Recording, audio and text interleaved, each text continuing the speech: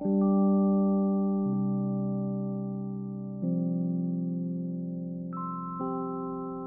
everyone, welcome back to my channel. My name's Amy and this is Polyreader. So, as most of you have probably realised so far, I kind of failed Vlogmas. It's just, you know, it's hard. It's really hard. The people that actually film nearly every day and put something up, take my hat off to you. It is a big job. You know, I don't think you realise, people that watch BookTube and YouTube in general, I don't think they realise just how much time and effort goes into the simple filming of a video and uploading it for everybody. And yeah, that's something I've really noticed, especially trying to do Vlogmas. I kind of knew I would never really do it properly, which is why I was only going to do a couple of videos a week. But even then, yeah, I definitely failed, but that's okay. I thought it would be a good idea to go over my Reading Women's Challenge list, TBR, that I made right at the beginning when I kind of first started BookTube. I think it was in June. And I can't remember what I originally picked for each of the prompts. So I'm going to go through and just talk about whether I read that specific book or not as I watch the video. I'm going to do another video which will wrap up the Reading Women's Challenge list that I ended up actually reading as well, because I had a really good time with it and I think it would be an interesting video going through each of the books and sort of visiting each of them. But it's too much for one, so just for this video I'm just going to go through my TBR. So prompt 1 is a book by a woman in translation, and you actually get bonus points if it's translated by a woman as well. So I have already read The Vegetarian by Han Kang, which was translated by a woman. Just trying to think who it was. Deborah Smith. So I read this earlier in the year, and I could technically cross it off. But I also have Human Acts by Han Kang, which I recently purchased secondhand, and I'm really keen to read this, so I've added this to my list. I didn't read Human Acts. So off to a bad start. It's like 1-0. No, I didn't read Human Acts. I believe I read something else in translation, but you'll see that in the other video that I put up. I'm still really keen to read Human Acts, I just haven't got around to it yet.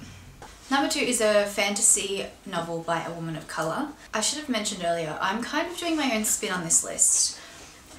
Because it's an American list, I've kind of changed the rules a little bit while still keeping the questions that are asked, or the prompts that are asked. So this one is a fantasy novel by a woman of colour, and I've actually picked a dystopian historical fiction fantasy, Terra Nullius by Claire G. Coleman. This was shortlisted for the Stella Prize. Okay, so this is an interesting one. I started Terra Nullius, I actually hired it from the library, and I didn't get on with it. I wanted so badly to love this book because I love the concept. I wanted to support an Aboriginal female writer from Australia. I thought this was going to be such an amazing book, and the concept was amazing and the story was interesting, but the writing style just didn't gel with me, and I just couldn't get into it. I tried, I read about a quarter, maybe a bit more, and a few people mentioned to me that they felt the same, and that made me feel a bit better. So I never ended up reading that, and part of me feels really guilty about it because it's also now been listed for the Reading Women's Award, which is what this list is technically for, and now I kind of feel like I need to finish it just so that I can say I've read it. But is it worth it? I don't know. Let me know what you think down below. Prompt 3 is a novel set in the American South. I am going to stick with this prompt, and believe it or not, this is the most classic take on this prompt, but I have never read To Kill a Mockingbird. So I'm going to add this to my list. It's been on my shelf for a really long time and I've never got around to it, so it's the perfect opportunity to get this under my belt. Number 4. Oh golly, so I never read To Kill a Mockingbird. It's funny, I actually put up a video for Vlogmas recently saying that that was one of the books I was going to finish before the end of the year, because it's still one of those ones that's been on my list for such a long time, and I know I will love it. I know I will enjoy it, and I think that's kind of why I've put it off even more. But I did pick it up about 2 or 3 weeks ago, and I decided that the edition that I have is frustrating to read because I'm not happy with the layout and the typeface. And I know that's really pretentious of me. I completely understand how pretentious that is. But I just have a thing with being able to read a book, and sometimes certain editions just don't work for me. So I'm actually going to get rid of that, and I'm actually going to get another copy this year sometime. Maybe I'll even hire it from the library so that I can read that book, because I still really want to read it. Yeah, I just wasn't happy with the edition I had, so yeah, that one failed. I wonder if I actually ended up covering that prompt. We'll find out in the next video, hey? Short story collection. I've read a lot of short story collections this year. I love short story collections. I have decided to read another. So I've decided to read The Love of a Bad Man by Laura Elizabeth Willett. This is on hold for me at the library. I was going to go to the library yesterday and pick up all of the books I had on hold specifically to film this video and start getting into them, but I have been sick, and yesterday I was feeling really horrible, so I just didn't leave the house. But that's okay, you can see a picture of it here. So this book is the exploration of women throughout history who have dealt with bad men. So it's a historical short fiction novel, or it's historical short fiction, I should say. For example, serial killers, criminals. I believe Hitler is one of the men that I dealt with in this short story collection, so it sounds really interesting. I'll put a review up when I'm finished that, because I'm sure a lot of people on BookTube would love to read this one. Hopefully I'll find a way for you all to get it over in. I did read Love of a Bad Man, and it ended up being like one of my favourite books of the year. So I'm not sure if it's in my top 10 or not, but I really adored this series, collection, sorry. And I think that if you haven't read it, you definitely should. So prompt 5 is read a graphic novel or memoir by a woman.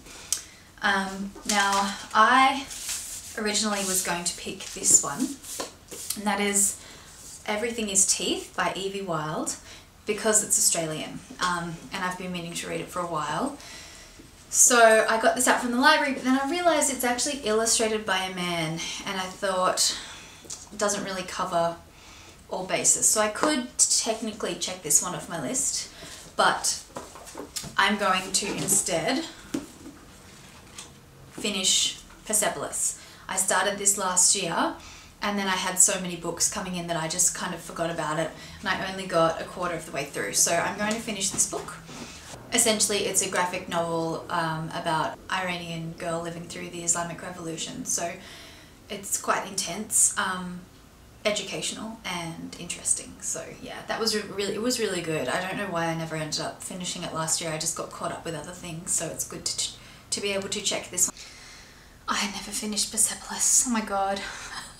It's funny, I've got a Excel spreadsheet with the Reading Women's Challenge list on my Google Drive, and I check it all the time, and I've crossed off almost every single prompt, but the original books that I picked I seem to have not read. So this is what's funny about me and TBRs. I really am not good at following through with my TBRs, which is why I don't really put them on my channel very much. I do hauls and I do wrap-ups and things like that, but yeah, TBRs and me were not very good friends. So I didn't read Persepolis, but yeah, let's see what else there is on here.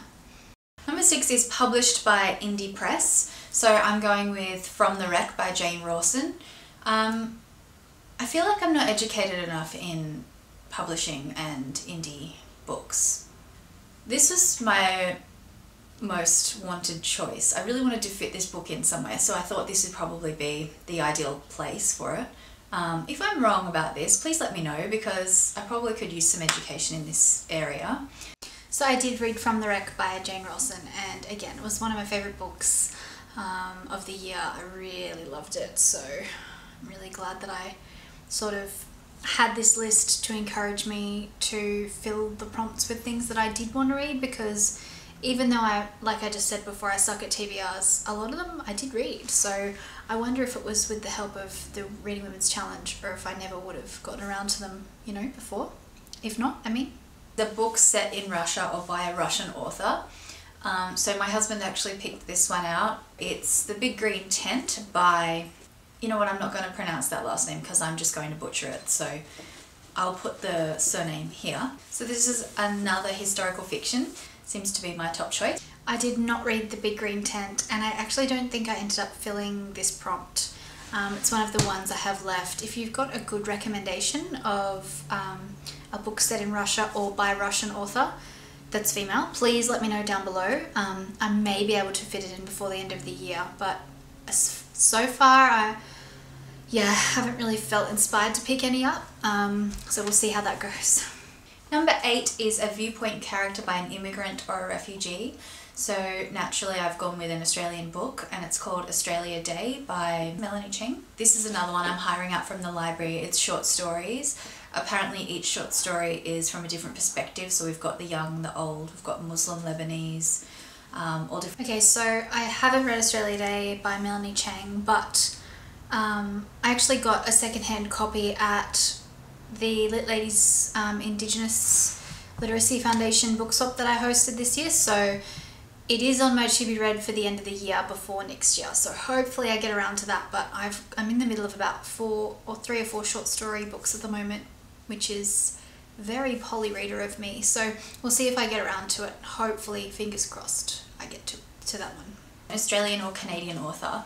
Obviously I could pick many Australian authors because that's one of my biggest focuses on this channel, but I thought I should use this opportunity to read Margaret Atwood finally, because I've never read any Margaret Atwood. Please don't shoot me. She has been, I mean, I think because she's so loved and because she's been top of my list for so long, it's almost overwhelmed me to read any of her books, because I've just found it, the expectation is so high and there's so much choice out there. She's got so many books that are raved about highly. I've just kind of avoided it. So I'm going to take this opportunity to read a Margaret Atwood.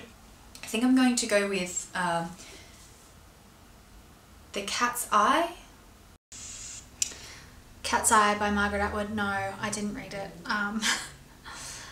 Yeah, we'll get to that in the next video. Number 10 is an essay collection. I have indeed read some essay collections this year, most notably Adult Fantasy. That was amazing. That was by an Australian author, and that one was about, you know what, I'll save it because it'll probably be in my half-yearly wrap-up of top books of the year. But instead I've decided to read a new Australian author. It's a non-fiction short stories. Some people have said you can call it an essay collection, so I'm just going to use it for this prompt. Axiomatic by Maria Tamarkin. This is her fourth book. This is another one that's been raved about. It's I have not read Axiomatic by Maria Tamarkin. When I did this video and talked about this book, I hadn't seen it anywhere or heard anyone mention it, and I was so excited to read it. And I think I missed the boat. I left it too late. I talked about it and then I never ended up picking it up, and now it's one of these awards and it's been spoken about by everyone, and I think that's kind of, you may see a bit of a theme here, but when something gets worked up too high and the expectations are really high and everyone's raving about it, sometimes it's really difficult for me to then pick it up because I just feel all this pressure to enjoy it. And I think that's kind of what happened with this book, and my husband ended up reading it and loving it. Well, he loved most of it anyway. And yeah, I just haven't got around to it yet. It's on my shelf. It's actually on my bedside table waiting for me. But yeah, I'll get to it eventually. I don't know if I'll do it this year, but I have covered that prompt, so I'll talk about that later on. Number 11 is a book by someone or about someone with a chronic illness. So I've picked another Australian book. It's Small Acts of Disappearance. This is a short story collection about an eating disorder. It was shortlisted or longlisted. I never read Small Acts of Disappearance. I've read something else for that prompt instead, but no, I never got around to that one. Prompt number 12 is true crime. Now, I am reading a true crime book next month with my book club, and that is I'll Be Gone in the Dark by Michelle McNamara, and that's probably the most popular book going around at the moment, and I'm really excited to read this. It's going to be amazing. I could easily use this as this prompt, but there's a new book out in Australia at the moment, and I really want to focus on Australian writers here, and that's Eggshell Skull by Bree Lee. Now this is about, you know what, the details aren't that clear about exactly what goes on, but I do know it's about her experience in the court of law in Australia, and it's clearly a... Yes, I read Eggshell Skull, of course. Really loved it. One of my favourite books of the year. Really powerful. Everyone should read it if they haven't already. It's popular on BookTube now, so I feel like you probably would know about it, but yeah, that was definitely an amazing book. Now, prompt 13 is another one that I've sort of adjusted to fit Australian writers. So it was originally an African-American writer about civil rights, which is an excellent prompt, and I think it's really important, especially for American people and people worldwide, to be reading.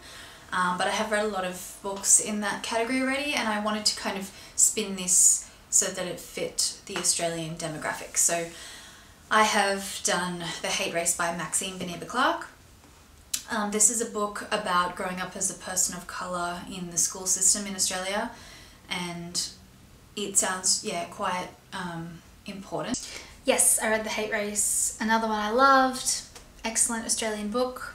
All the Australian ones that I have read have been excellent, so I must say I did have pretty good taste for my TBR. A classic, and you get bonus points if it's not a Bronte or a Austen. And I have picked We've Always Lived in the Castle by Shirley Jackson. So this has been on my shelf for ages. This is a book that I've been meaning to get to pretty much every time I put down a book, but then there's always something else that sort of deters me. Shirley Jackson actually suffered from agoraphobia throughout her life, which is something that I've struggled with as well, so I've always been keen to read her books. We've Always Lived in the Castle is a gothic classic. Apparently it's... Yep, I read We've Always Lived in the Castle, loved it.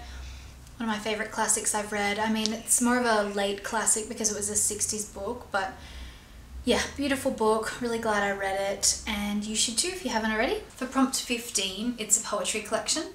I have read a couple of poetry collections this year. Salt by Naira Waheed.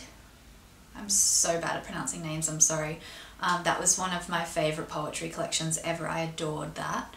So I could cross it off, but I'm going to read a new one. It's not a new one, but new for me, and that's another Maxine Beneba Clark. She's known for her slam poetry. She's the slam poetry champion of Afro-Caribbean descent, which is amazing, so I'm really keen to read it. It's called Carrying the World, and I've got that on hold. Yep, I read Carrying the World by Maxine Beneba Clark.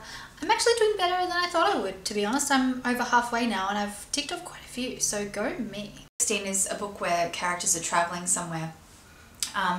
I have incorporated this to fit in with the Miles Franklin Award. The Life to Come by Michelle de Cresta is the book that I've picked for this.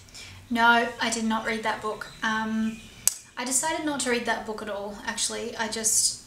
So my camera is being a real... insert swear word here. Today. And I've had to get up and restart the recording like 3 times. So I just said all this stuff about A Life to Come by Michelle de Cresta, and then the camera cut out. So basically, to wrap it up, I decided not to read it. I don't think I will read it at all. Yeah, that's pretty much it. Yeah, if you did enjoy it, let me know why down below, and I may reconsider, but at this point, I don't think I will. Because the book that I picked is A Poor Man's Orange. And this is an Australian classic that my mum has been nagging me to read for a while. And I've been wanting to read it, and I thought I actually had it on my shelf, but after having a look, I don't think I do. So if I can't find a copy of that, in the next few months it may not end up being read, but I'm going to try my best because I really want to include as many Australian books in this list. I did not read A Poor Man's Orange. That book is actually part of a series of 3, and I'm pretty sure it's actually number 2 or potentially even number 3 in the series. A Harp in the South is what the series is called, and I think that was the first one published. So I almost bought Harp in the South recently at a secondhand bookshop with Pip and Lucy and Elise, but excuse me, itchy nose, but I never ended up buying it. So yes, all in all, I didn't read that book. I'm pretty sure I filled that prompt, but we'll find out that in the next video. Female Nobel Prize winner, and I have picked Toni Morrison's Beloved. That is something that I'm going to hire from the library, which is a classical historic. I did not read Beloved by Toni Morrison. I actually don't think I've filled this prompt yet. This is one of the maybe 2 or 3 prompts that I haven't finished in this list. Yeah, it's bad. Have you read Beloved? Please let me know if it's inspire me to pick it up down below, or maybe inspire me to pick up another Nobel Prize winner book down below. Woman, of course. From the Reading Women Award last year. This is an award that the Reading Women's podcast put together, and I have chosen Sing Unburied Sing by Jessamine Ward. This is a really renowned book on BookTube at the moment. So I didn't read Sing Unburied Sing. My husband did. He stuck with the prompt, and then there's this sort of thing happening lately where when my husband reads a book that I recommend that I haven't read yet, whether he loves it or not, I just get deterred from reading it. It's like, it's not as new and fresh to me anymore, so I'm like, yeah, I'm not excited, and I just don't bother. I did end up filling that prompt with something else, but yeah, I would still like to read Sing Unburied Sing at some point, so yeah, I didn't fill that prompt. It is a memoir collection from someone of another country, and I have started reading Meaty by Samantha Irby. This is a really honest account of Samantha Irby's life and experiences. It's recently been re-released with a new cover, which is... Okay, so I never finished Meaty by Samantha Irby. That was one of my DNFs this year. I just didn't gel with her writing style. I thought it was... I don't know how to describe it in a way that makes sense, but it just wasn't for me. I read about 30 pages and I just didn't want to read anymore. So I put that down, but I ended up reading something else for that prompt too. Prompt 21 is inspired by fairy tale. I didn't do a lot of research into this, but I have been meaning to read Circe by Madeline Miller. I could be pronouncing this wrong. I have had this discussion with my partner a few times, and he... Okay, so I never read Circe by Madeline Miller. My husband is reading it right now, so it seems the prompts that I've failed to follow through with, he's actually followed through. So together we've kind of accomplished most of this TBR, but yeah, I'm still planning on reading that when he's finished. I did fill this prompt with something else though, so we'll see when I get it read. Prompt 22 is a book by a local author. I have chosen The Choke by Sophie Laguna. This is something I purchased recently when I saw her talking at Writers' Violence Night recently at Northgate High School. So yeah, I've been really keen to crack this open. Sophie Laguna is an excellent writer. I've spoken about her before in my videos. She writes from the perspective of children really well. This is a book about violence and about a woman's or a young girl's struggle with male dominance in the world, I think. So it sounds completely up my alley, pretty much my exact topic that I'm interested in. So yeah, I'm really keen. And I never ended up reading it, so yeah. It's another one of those, so keen to read it, have been kind of saving it. And now the year's nearly gone and I haven't read it. So this rewatch is really prompting me to pick up things that I've been saying I'll read for a long time, especially considering a lot of these were published this year or in years very close to this one, so I will get around to it eventually. Number 23 is a book that's been on your to be read for the longest. I've picked the Australian female book that's been on my to be read the longest, and that is The Spare Room by Helen Garner. I've had this book on my list for years and I've read almost every single Helen Garner book except for this one. So this is probably the first one I'm going to read out of the whole list because I need to get my video up for you guys about where to start with Helen Garner, as I've been asked a few times. Okay, so of course I read that book, one of my favourite books of the year, and of course I haven't done that Helen Garner video I was promising 6 months ago, but I definitely think that's something that's going to happen in January, so I'm feeling more confident about it now. I've sort of, I don't know, I've been a bit scared to make that video because so many people love Helen Garner, and a lot of people now are saying on their channels, like friends that I've met on BookTube, that I remind them of Helen Garner, or when they see Helen Garner books they think of me, and I think that's such a lovely and warming thing for me to hear because she really is one of my most respected writers. One of the writers I respect the most, but I'm terrified of doing a bad job of the Helen Garner video. I don't want to do a disservice to such an amazing author, so I want it to be really good, and I think that's why I've just been putting it off because I never feel ready. But yeah, I'm going to work on that and I'm going to try and get that up in January, so I might have to check back with this video and see what I said and try and hold my word for it. Number 24 is a genre you've never read before. I struggled with this because I felt like I'd read every genre, which is ridiculous. I haven't read every genre. Who has? I mean, I'm sure some people have, but there are also subgenres, as Kendra kindly pointed out. So I've chosen The Power by Naomi Alderman because I actually realised I've never read a true sci-fi novel. I've read fantasy and dystopian, but I've never really read science fiction. So this is kind of like a feminist science fiction, which is really cool. Right up my alley, I was going to say.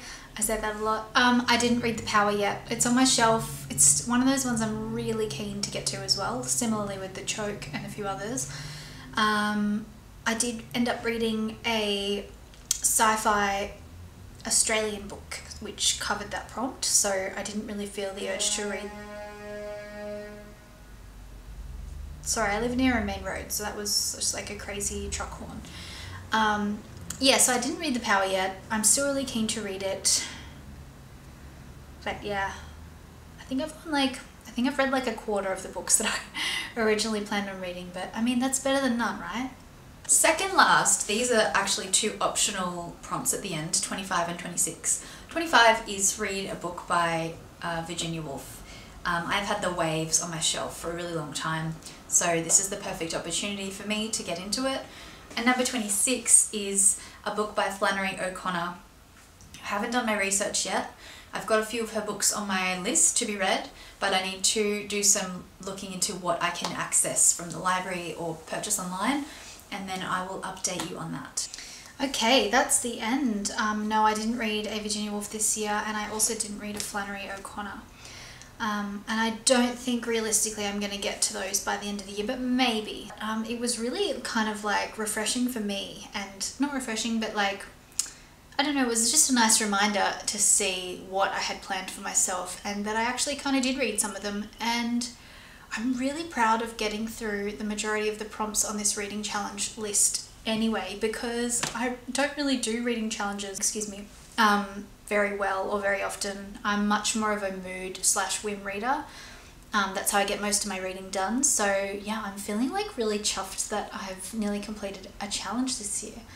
So thanks again for watching, and I will be back really soon with a bunch of other more interesting videos where I'm talking a bit more. Did you do the Reading Women's Challenge this year? I'd love to know how you went. It might be something we can discuss in my next video actually, but if you feel like it, pop a comment down below and I will chat to you about it in the comments. Bye!